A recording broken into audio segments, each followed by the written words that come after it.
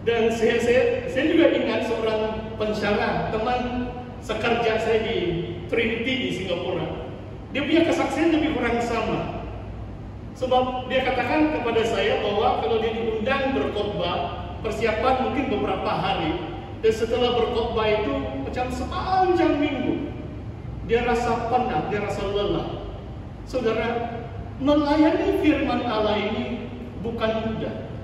Dan para rasul harus tahu fokus pelayanan mereka.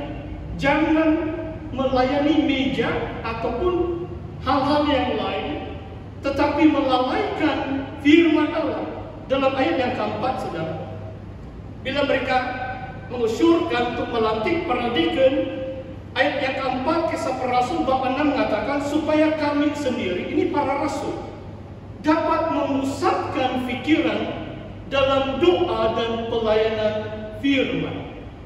Perhatikan saudara, tadi tidak melalaikan firman Allah. Sekarang Rasul katakan, kamulah pilih di antara kamu para deacon supaya keperluan-keperluan yang lain, kebajikan dan para deacon dapat melayani keperluan-keperluan itu.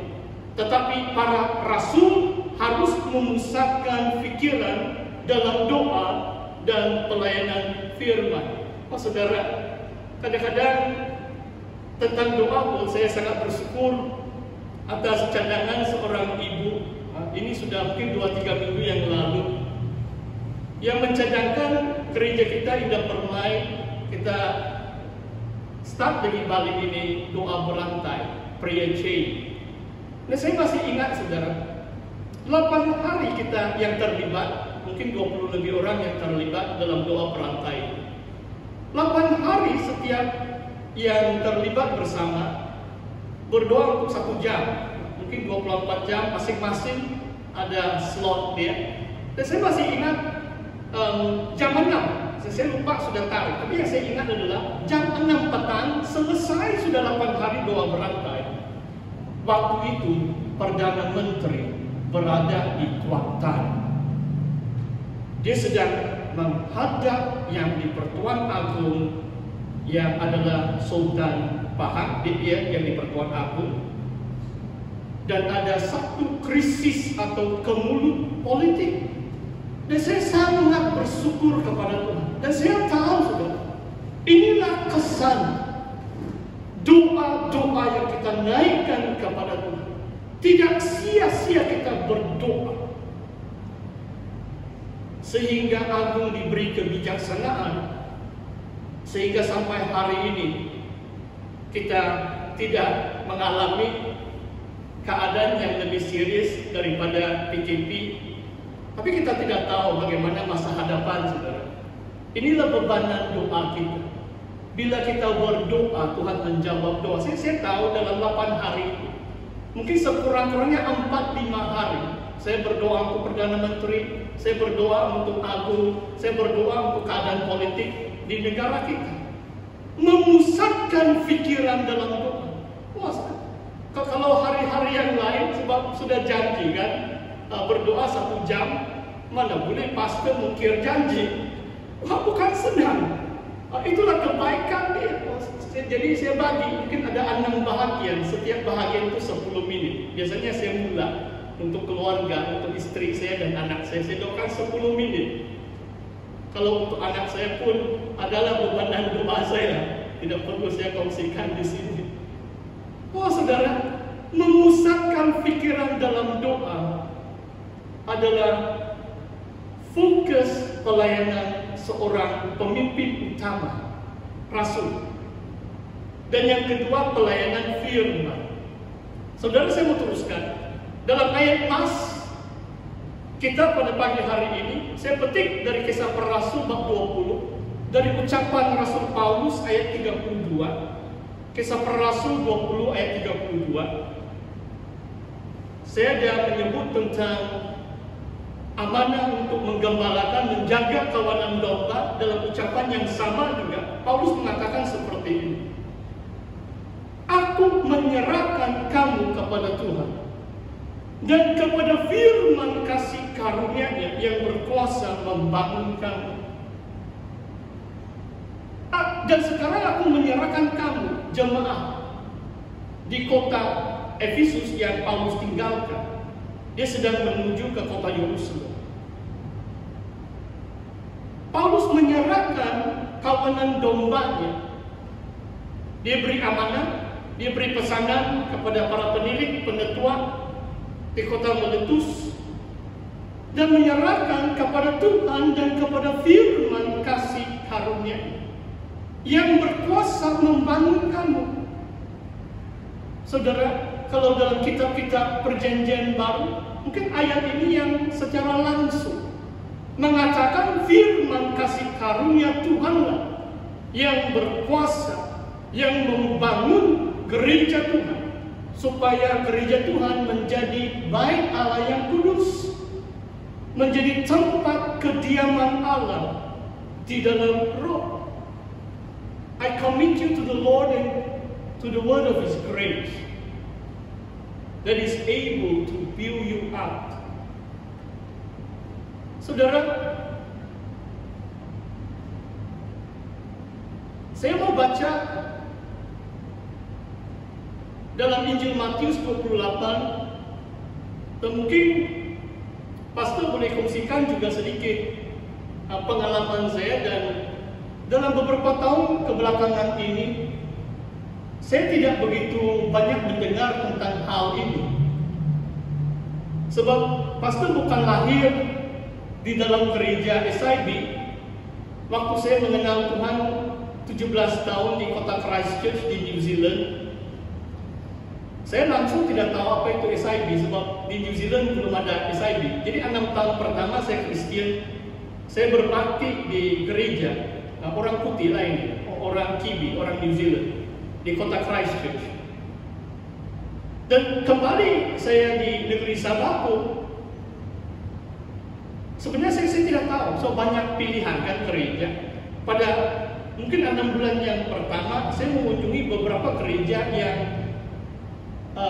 menggunakan bahasa Inggris. Saya tidak tahu saya pernah bersaksi atau tidak. Yang menyebabkan saya terlibat dalam bahagian bahasa Malaysia adalah karena satu konferensi pujian penyembahan yang dikendalikan oleh pendeta Niko di kota Kinabalu tahun 88. Waktu itu dia belum famous. Memang gereja mereka sudah mulai bertumbuh pesat di Indonesia. Tetapi dia menyanyi beberapa lagu. Saya masih ingat, darahmu Yesus. Pastor tidak pandai menyanyi, cukuplah itu. Tapi lagu-lagu dalam bahasa Indonesia dan dalam bahasa Melayu begitu menyentuh hati saya. Sehingga beberapa bulan kemudian saya sudah menjadi atau berbakti di gereja SIB Likas dalam bahagian bahasa Malaysia. Dan sekarang saya pastor SIB sudah 26 tahun. Nah, itu cerita pendek lain, saudara. Saudara, yang saya mau saksikan adalah dalam beberapa tahun pertama saya berada dalam gereja SIB, pengkhotbah yang datang, saya masih ingat bekas Presiden SIB Sarawak, Reverend Kerawat, dan beberapa pendeta yang lain. Dan istilah yang selalu saya dengar atau kalimat yang saya selalu dengar adalah amanat agung, the Great Commission. Mungkin sebelum saya pergi sekolah teologi, mungkin 4 tahun. Maksudnya gereja Sidang Injil Borneo berpandukan ataupun visi gereja kita adalah mentaati amanat agung. Dan saya mau bacakan ayat amanat agung kepada saudara hari ini. Matius 28 ayat 18 dan 19. Yesus mendekati mereka dan berkata, "Kepadaku telah diberikan segala kuasa di sorga dan di bumi. Karena itu pergilah, jadikanlah semua bangsa muridku, dan baptislah mereka dalam nama Bapa dan Anak dan Roh Kudus." Ini merupakan sebahagian amanat agung adalah kita pergi. Kita jadikan semua bangsa murid. Kalau semangat atau kerinduan kita menginjil sudah pudar atau sudah kurang, maksudnya kita tidak menggenapi amanat agung. Amanat agung ini mengatakan kita pergi, perlu ada tindakan. Kita patuh, kita taat akan panggilan Tuhan untuk pergi. Dan kita jadikan semua bangsa muridku. Oh saudara, di Kota Kinabalu pun mungkin ada 15 bangsa-bangsa. Saya pernah katakan ini bancian atau statistik penduduk di Kota Kinabalu. Mungkin ada 10 bangsa yang ada 5% ke atas mewakili semua penduduk di Kota Kinabalu. Masih banyak bangsa-bangsa yang belum diwakili. Di gereja itu jadikanlah semua bangsa murid. Dalam Efesus bab yang kedua yang saya sudah bahaskan beberapa kali bulan-bulan yang lalu, bahwa orang bukan Yahudi Tuhan sedang panggil menjadi umatnya, menjadi kawanan dombanya bersama orang Yahudi yang percaya Yesus. Saudara, bahagian yang kedua amanat agung tidak kurang pentingnya adalah dalam ayat 20 Matius 28, dan ajarlah mereka melakukan segala sesuatu yang telah kuperintahkan kepadamu. Amanat agung ada 2 aspek utama. Satu adalah penginjilan, dan yang kedua adalah pengajaran atau pendidikan.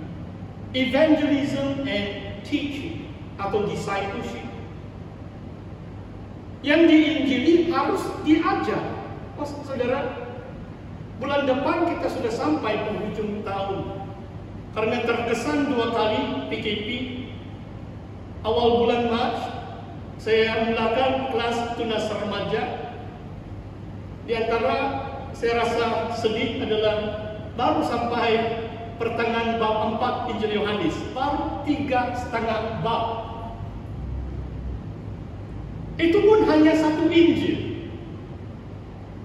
Waktu saya pastor di SAB Muhibah, saya khotbah bersiri.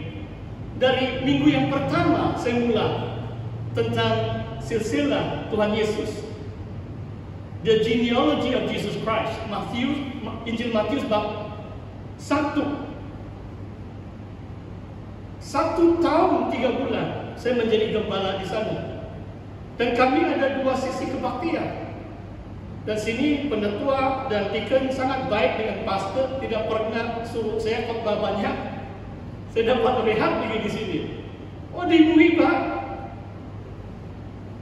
cara kami di sana adalah 2 sesi itu berlainan dengan tajuk ke khotbah. Jadi ada 1 minggu pastor mesti 2. Minggu berikutnya pastor 1. Jadi dikasih saya rehat 1 kali. Nah, tapi minggu berikut 2 sesi lagi.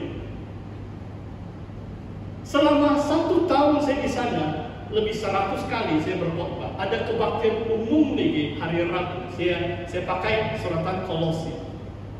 Yang saya mau saksikan saudara adalah dalam mungkin 50 atau 60 kali khotbah dalam Injil Matius. Bila saya berhenti karena dipindahkan pelayanan di MTS waktu itu, saya cuma sampai khotbah di bukit. Hanya sampai penghujung bab 7. Hanya 1/4. 1 Injil Matius. Baru 7 bab dalam 1 tahun, hampir 3 bulan saya khotbah. Kadang-kadang beberapa kali dalam 1 minggu. Baru 7 bab. Tetapi Alkitab kita, saudara, mempunyai 66 kitab.